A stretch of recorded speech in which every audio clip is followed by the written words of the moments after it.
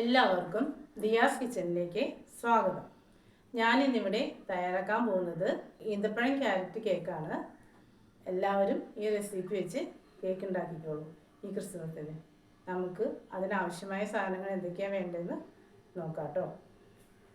ഞാനിവിടെ എടുത്തിരിക്കുന്നത് 600 ഗ്രാം മൈദയാണ്. 600 ഗ്രാം മൈദയിലേക്ക് 10 ഗ്രാം ബേക്കിംഗ് സോഡയും 12 ഗ്രാം ബേക്കിംഗ് പൗഡറും ചേർത്ത് മിക്സ് ചെയ്തിട്ടുണ്ട്. ഇത് ഇനി നമുക്ക് 3 പ്രാവശ്യം ഒന്ന് അരിച്ചെടുക്കണം.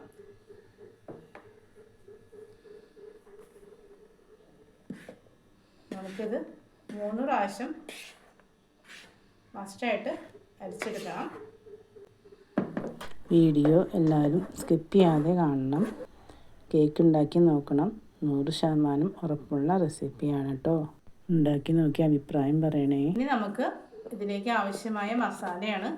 ഈ മസാല ഞാൻ കറുകപ്പട്ട, ഗ്രാമ്പു, ഏലക്ക, ജാതിക്കയുടെ കുരു എന്നിവയെല്ലാം കൂടി വറുത്ത് പൊടിച്ച് എടുത്തതാണ് കേക്കിന് ചേർക്കാനായിട്ട്. ആവശ്യമായത് 12 മുട്ടയാണ്, 300 ഗ്രാം സൺഫ്ലവർ ഓയിൽ, 550 ഗ്രാം പഞ്ചസാര, 50 ഗ്രാം കശുവണ്ടി നുറുക്കിയത്, 1/2 കപ്പ് കാരമൽ സിറപ്പ്, 400 ഗ്രാം ക്യാരറ്റും 300 ഗ്രാം ഈന്തപ്പഴവും വേവിച്ച് വെച്ചതാണ്.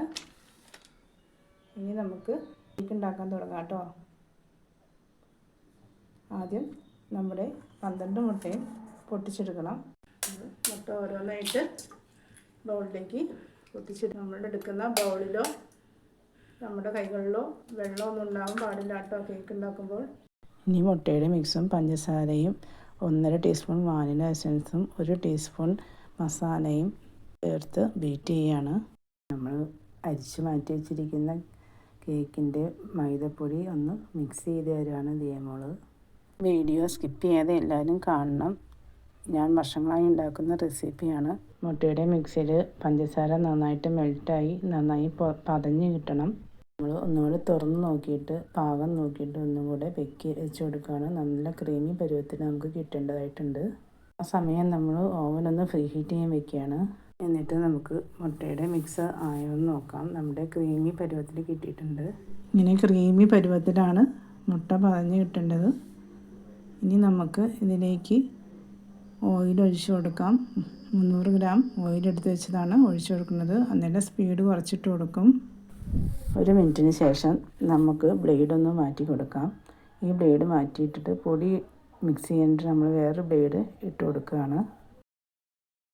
ഇനി നമ്മൾ എടുത്ത് വെച്ചിരിക്കുന്ന ക്യാരറ്റിലേക്ക് 2 ടേബിൾ സ്പൂണോളം മൈദ ചേർത്ത് കൊടുക്കുകയാണ്. മൈദ ചേർക്കുന്നത് കേക്കിൻ്റെ ബാറ്ററിൽ താന്നു പോകാതിരിക്കാൻ വേണ്ടിയിട്ടാണ്. നമ്മുടെ 50 ഗ്രാം കശുവണ്ടിയിലേക്കും മൈദ അല്പം ചേർത്ത് കൊടുത്തു. എന്നിട്ട് നമുക്കതൊന്ന് മിക്സ് ചെയ്ത് വെക്കാം.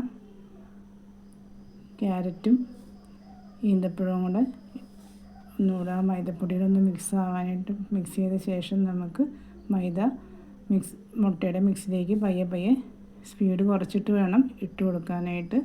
മൈദയുടെ മിക്സ് ഇടുന്നതിൻ്റെ ഒപ്പം തന്നെ നമ്മൾ എടുത്ത് വെച്ച ക്യാരറ്റ് ഈന്തപ്പഴത്തിൻ്റെ മിക്സും കാരമൽ സിറപ്പ് അല്പമായിട്ട് ഒഴിച്ചു കൊടുക്കുകയാണ്. അതിൻ്റെ ഒപ്പം തന്നെ നമ്മൾ മൈദ സാവകാശം ഓരോ സ്പൂണ് വീതം ഇടയ്ക്കിടയ്ക്ക് ഇട്ട് കൊടുക്കുകയാണ്. അതിൻ്റെ ഒപ്പം നമ്മളുടെ കശുവണ്ടിയുടെ മിക്സും കുറേശ്ശെ ചേർത്ത് കൊടുക്കുകയാണ്. നമ്മളെല്ലാ മിക്സും കുറേശ്ശെ ഇട്ട് കൊടുത്ത് കേക്ക് മിക്സ് ചെയ്യുകയാണ്. എല്ലാവരും ഈ കേക്ക് ഒരു പ്രാവശ്യമെങ്കിലും ഉണ്ടാക്കണം. എന്നിട്ട് ലൈക്ക് ചെയ്യാനും ഷെയർ ചെയ്യാനും കമൻറ്റ് ചെയ്യാനും മറക്കരുതേ. നമ്മുടെ ബാറ്റർ ഇവിടെ റെഡി ആയിട്ടുണ്ട്.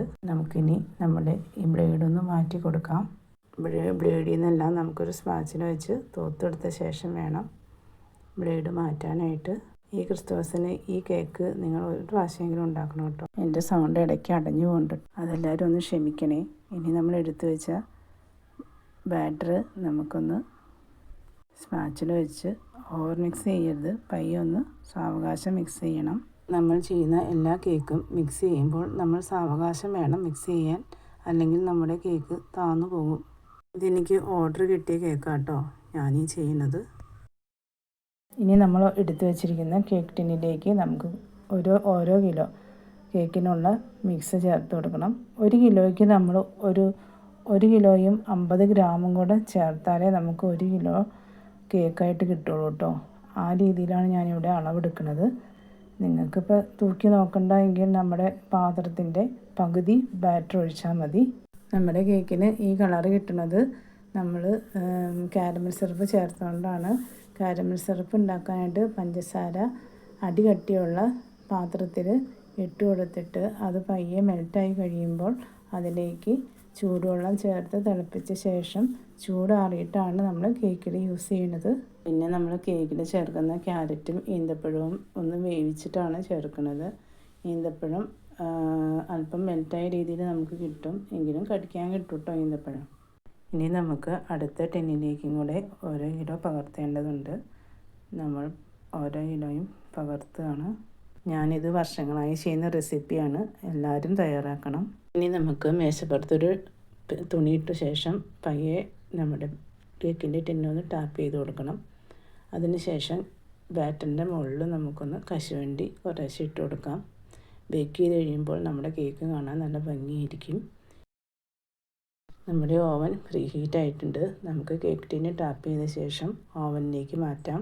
ഞാനിവിടെ 180 ഡിഗ്രിയിൽ 1 മണിക്കൂറാണ് ബേക്ക് ചെയ്യാൻ വെക്കുന്നത്. നമ്മൾ കേക്ക് ബേക്ക് ചെയ്യാൻ വെച്ചു. ഇനി നമ്മൾ 1 മണിക്കൂറിന് ശേഷം നോക്കുമ്പോൾ നമ്മുടെ ബാറ്റർ ഇതേപോലെ പൊന്തിയിട്ടുണ്ട്. വെന്തിട്ടില്ല. 40 മിനിറ്റും കൂടെ ഞാൻ ഒന്നും കൂടെ ടൈം വെച്ചു. 40 മിനിറ്റിന് ശേഷം നമ്മുടെ കേക്ക് ബേക്കായിട്ടുണ്ട്. നമ്മുടെ കേക്ക് ഇവിടെ ബേക്കായി കിട്ടിയിട്ടുണ്ട്. നമുക്ക് കാണാം കേട്ടോ നമ്മുടെ കേക്ക്. നോക്കിക്കേ, നമ്മുടെ കേക്ക് നന്നായിട്ട് ബേക്കായി കിട്ടിയിട്ടുണ്ട്. ഇനി നമുക്ക് ചൂടാറാനായിട്ട് മാറ്റി. അടിപൊളി കേക്കായിട്ടാണ് കിട്ടിയേക്കണേ. എനിക്ക് ഭയങ്കര സന്തോഷമായി. എല്ലാവരും ഈ രീതിയിൽ ഈ ക്രിസ്മസിന് ഉണ്ടാക്കി നോക്കി അഭിപ്രായം പറയണം. മോള് തൊട്ട് നോക്കുകയാണ് കേക്ക്. നല്ല കേക്കായിട്ട് കിട്ടിയിട്ടുണ്ട്. ഉറപ്പായിട്ടും എല്ലാവരും ഉണ്ടാക്കണം. ഇത് ഓർഡർ കേക്കാണ്. ഞാനത് ചൂടാറിയ ശേഷം ഇത് പാക്ക് ചെയ്ത് വെക്കുകയാണ്. അടുത്ത വീഡിയോയിൽ കാണാം.